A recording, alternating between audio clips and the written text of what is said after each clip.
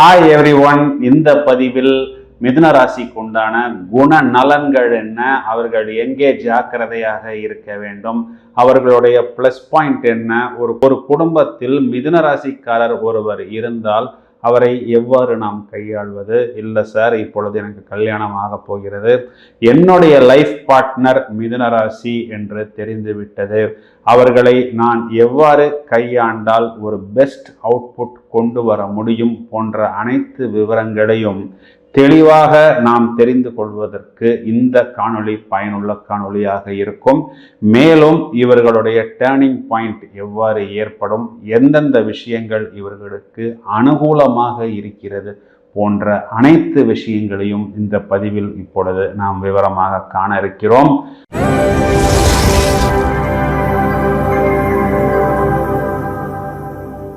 அதாவது மேஷத்திலிருந்து கணக்கு பார்க்கும் பொழுது ராசி மண்டலத்தில் 3வது ராசி இந்த மிதுன ராசி. இது ஒரு காற்று ராசி. இதனுடைய சின்னம் பார்த்தோம்னா ஒரு இரட்டைத்தன்மை உடையதாக கொடுக்கப்பட்டிருக்கும். அதாவது அதிகமான சாமர்த்தியம் நிறைந்த நபர்கள் என்று நாம் மிதுன ராசிக்காரர்களை சொல்லலாம். அந்த ராசிக்காரர்களுக்கு ராசியாதிபதி புதன் புத்தி காரகன், வித்யா காரகன் என்று ஜோதிடத்தில் அழைக்கப்படுவதுண்டு. இவர்களது மனம் எப்பொழுதும் ஒரு மாதிரி அலைபாயும், அதாவது ஒரு கண்ட்ரோல் இல்லாமல் இருக்கும். இவர்களுக்கு அட்வைஸ் கொடுத்து நாம் இவர்களை கண்ட்ரோல் செய்ய முடியாது. மாறாக நாம் இவர்களிடம் வேண்டுமானால் அட்வைஸ் வாங்கி கொள்ளலாம். அந்த அட்வைஸை கொடுப்பதற்கும் தகுதியானவர்கள், படித்தவர்கள், புத்திமான்கள். ஆனால் என்ன ப்ராப்ளம் என்றால் இரட்டைத்தன்மை உண்டு, அதாவது ஒரு டபுள் மைண்ட் உண்டு. எப்பொழுதுமே ஒரு பிளான் பி வைத்திருப்பார்கள். இவர்கள் பொதுவாகவே சொந்த வாழ்வில் கொஞ்சம் கூடுதலான கவனம் தேவைப்படும். அது எங்கே என்பதை இந்த பதிவில் நான் சொல்கிறேன். அவ்வளவாக கோபப்பட மாட்டார்கள், ஆனால் திடீரென்று ஒரு உச்சத்துக்கு கோபம் வருவதை நாம் இவர்களிடம் பார்க்க முடியும். அதாவது ஒரு மாற்றத்தையும் புத்திசாலித்தனத்தையும் எப்பொழுதுமே விரும்பி கொண்டு ஏதோ ஒரு விஷயத்தை யோசித்து கொண்டே இருப்பார்கள். எல்லாரும் சினிமா பார்த்துக்கிட்டு இருக்கும்போது கூட இவர்கள் அந்த ஒரு சினிமாலையோ அல்ல அந்த ஒரு பாடலிலோ இருக்க மாட்டார்கள். சம்பந்தமே இல்லாத ஏதோ ஒரு விஷயத்தை யோசிப்பதை நாம் இவர்களிடம் காண முடியும். எந்த விஷயத்துக்கும் ஐடியா கொடுப்பார்கள். தோல்விகளை கண்டு இவர்கள் துவள மாட்டார்கள். ஆனால் என்ன பிரச்சனைன்னா, எல்லா விஷயத்தையும் கொஞ்சம் நுனிப்புள்ளாகத்தான் தெரிந்து வைத்திருப்பார்கள். இந்த ஒரு விஷயத்தை இவர்கள் நன்றாக மனதில் எடுத்துக்கொண்டு அகலமாக ஓடுவதை விட ஆழமாக ஓட வேண்டும். அதாவது ஒரு விஷயத்தை நாம் தெளிவாக கற்றுக்கொண்டால் பூரணமாக அதில் சாதிக்க முடியும் என்பதை இவர்கள் நன்றாக உணர வேண்டும். இவர்களை சுற்றி உள்ளவர்களுக்கு இவர்களால் நிறைய உபயோகம் உண்டு. அதாவது ஒரு மிதுனராசிக்காரர் ஒரு ஆஃபீஸ்லேயோ ஒரு ஃபேக்ட்ரியிலேயோ இருக்கும் பொழுது அந்த மிதுனராசிக்காரர்களால் அவரை சுற்றி உள்ளவர்களுக்கும் அல்லது அந்த முதலாளிகளுக்கும் கூட ஒரு நல்ல அனுகூலம் உண்டு. இவர்கள் பொதுவாகவே வெரி ஷார்ப். ஒரு முறை சொன்னால், ஒரு விஷயத்தை நாம் ஒரு முறை செய்தால் அதனை பார்த்தே இவர்கள் கச்சிதமாக பிடித்து விடுவார்கள். கல்விமான்கள், மிதுனராசிக்காரர்கள் சாதுரியம் நிறைந்தவர்கள். எதை எப்படி வேண்டுமானாலும் பேசி தொடர்பு, கம்யூனிகேஷன், ஏன்னா இது 3வது ராசியாக வருவதனால் அந்த தொடர்பில் இவர்கள் ரொம்ப நல்ல வெற்றியை எய்துவார்கள். நிறைய அந்த மீடியேட்டர்ஸ், புரோக்கர்ஸ், இந்த லேண்ட் மீடியேட்டர்ஸ் எல்லாம் பார்க்கலாம். அந்த லேண்டில் கோடிக்கணக்கான பணத்தை இன்வெஸ்ட்மெண்ட் செய்து அந்த இன்வெஸ்ட்மெண்ட் செய்தவர் எந்த அளவுக்கு சம்பாதிக்கிறாரோ அதற்கு நிகரான வருமானத்தை இன்னொரு நபரை கொண்டு வந்து தரகராக செயல்பட்டு மீடியேட்டராகவே செயல்பட்டு அந்த இன்வெஸ்ட்மெண்ட் செய்தவருக்கு நிகரான ஒரு வருமானத்தை இவர்கள் எய்துவார்கள். அதாவது இவர்களது புத்தியை வைத்து, இந்த மார்க்கெட்டிங் ஸ்கில்ஸ் வைத்து அனைத்து விஷயத்தையும் இவர்கள் நன்றாக ஜெயிப்பார்கள். மற்றவர்கள் இவர்களிடமிருந்து நிறைய உதவிகள் பெறுவார்கள். ஆனால் மிதுன ராசிக்காரர்களுக்கு உதவுவதற்கென்று பெரிதாக யாரும் அந்த அளவுக்கு வருவதில்லை. நிறைய பேர் மிதுன ராசிக்காரர்களிடம் ஒரு நன்றி விசுவாசமாக கூட இருப்பதில்லை. வேலை முடிந்து விட்டது, அவருக்கு என்னப்பா, அவர் புத்திகாரகன், அவர் பொழைத்து கொள்வார் என்று போய்விடுவார்கள். இதனால் சில நேரத்தில் நாம் இனி மற்றவர்களுக்கு நல்லதே செய்யக்கூடாது என்ற அளவுக்கு இவர்களை அவர்கள் மனதளவில் உருவாக்கி விட்டு விடுவார்கள். ஒரு நன்றி கடனுடன் இருக்க மாட்டார்கள். மிதுன ராசிக்காரர்களிடம் ஒரு விசுவாசமாக இருக்க மாட்டார்கள். இனி நல்லது செய்ய வேண்டாம், தவறு செய்தாலும் பரவாயில்லை என்ற அளவுக்கு இவர்களை தள்ளி விடுவார்கள் என்றும் சொன்னால் அது மிகையாகாது. இவர்களிடம் பேசி ஜெயிப்பது என்பது கடினம். சீரியஸாக பேசிக்கொண்டிருக்கும் போது திடீரென்று காமெடியாக பேசுவார்கள். எல்லாரும் காமெடியாக பேசிக்கொண்டிருக்கும் பொழுது திடீரென்று இவர்கள் சீரியஸாக பேசுவார்கள். அந்த அளவுக்கு மற்றவர்களை இவர்களால் இம்ப்ரெஸ் செய்யவும் முடியும், க்ளோஸாகவும் பழக முடியும். தேவையில்லை என்றால் தூரமாகவும் வைத்து கொள்ளக்கூடிய அந்த பக்குவம் இவர்களிடம் உண்டு. இவர்களுக்கு நிறைய பிரச்சனைகள், சிக்கல்கள் எங்கிருந்து வருகிறது என்றால் 2 விஷயங்கள்.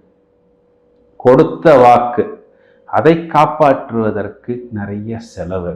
வாக்குஸ்தானாதிபதி சந்திரன் 12ஆம் வீட்டில் உச்சம், 6ஆம் வீட்டில் நீசம். இந்த 2 பலமுமே இவர்களுக்கு பிரச்சனை தான். கொடுத்த வாக்கை காப்பாற்றுவதற்கு சில நேரத்தில் குடும்பத்துக்காகவும் இவர்கள் நிறைய விஷயங்களை செலவு செய்து தியாகம் செய்து நஷ்டப்படவும் வேண்டும் என்ற ஒரு நிலைப்பாடு இவர்களால் இவர்களது வாழ்க்கை துணைவர்கள் மேலும் மேலும் மேலும் அபிவிருத்தி பெறுவார்கள் என்பது நிதர்சனமான உண்மை. இவர்களுக்கு 4ஆம் இடம் என்று சொல்லக்கூடிய சுகஸ்தானம் மேஷராசியிலிருந்து கணக்கெடுத்து பார்க்கும் பொழுது காலபுருஷ ராசிக்கு 6ஆம் இடமாக வருவதனால் இவர்கள் 4ஆம் இடம் என்பது சுகஸ்தானம். எதற்கெடுத்தாலும் ஒரு கடன். ஏனென்றால் காலபுருஷனுக்கு 6ஆம் இடம் என்பது கடனை குறிக்கிறது.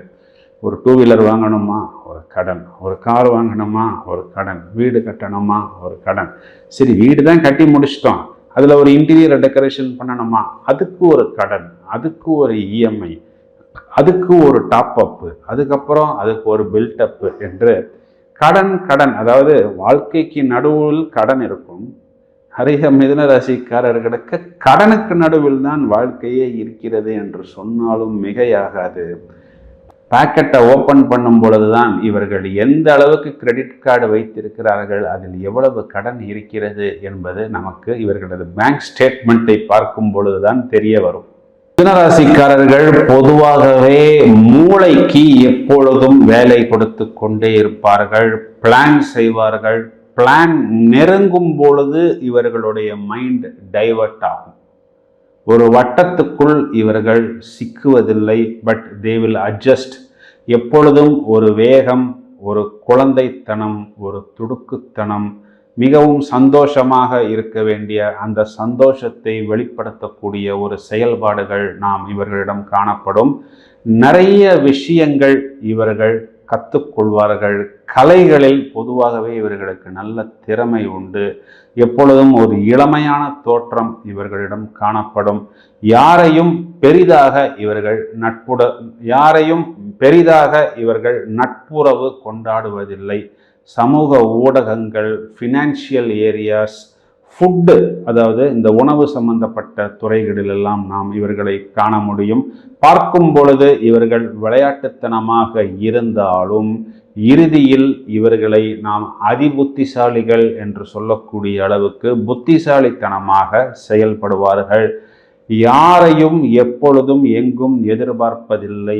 எல்லாவற்றையும் தனதாக்கி கொள்ளக்கூடிய ஆற்றல், வேகமாக செயல்படுவது, அதிக வேகம். இந்த வேகத்தினால் சில நேரங்களில் பல இழப்புகளும் கூட இவர்களுக்கு உண்டு. ஒரு பொருளை வாங்குவார்கள், அந்த பொருள் இயங்குகிறதா இல்லையா என்று செக் பண்ணாமலே வீட்டில் பாக்கெட்டில் எடுத்து வைத்து விடுவார்கள், பேக்கில் எடுத்து வைத்து விடுவார்கள்.